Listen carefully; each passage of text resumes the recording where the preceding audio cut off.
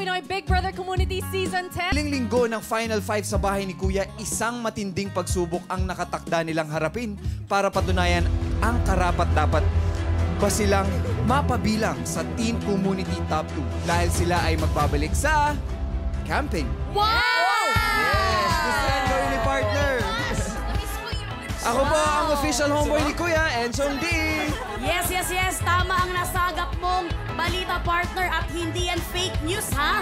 Sino nga kaya ang mamamayagpag sa kanila at sino ang bibigay dahil sila ay isa sa ilalim sa pamumuno ng mga istriktong camp masters? Oh. Abangan nyo yan simula sa Martes dahil bukas kami po ay magbibigay daan muna sa magaganap na halalan.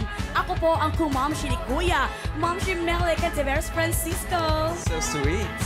Yes, at ngayong nabuksan at nalantad na ang 7 bigatin na pasabog ni Kuya, ano-ano pa nga ba ang balitang hatid ng mga natitira pang 3 bigatin na pasabog na makaka-apekto sa mga susunod na mangyayari sa kanyang bahay.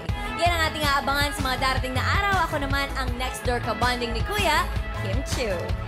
At kaabang-abang din ang paghirang ng ating Teen Community Top 2 sa pagtatapos ng linggo at ang pagsama-sama ng bigatin housemates na muling papasok sa loob ng bahay ni Kuya. At kaugnay niyan, malalaman na natin kung sino-sino ang mga ex-housemates na magkakaroon ng big comeback para mapabilang sa bigatin housemates ni Big Brother. Yan ang dapat nating abangan.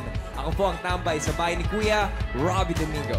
Kapamilya Team Online, kumapit na kayo dahil dadagundong ang malalaking kaganapan sa nalalapit na pagtatapos ng edisyong ito. Pero sa ngayon, bilang isang bansa, sama-sama rin tayong manalangin para sa isang mapayapang halalan bukas.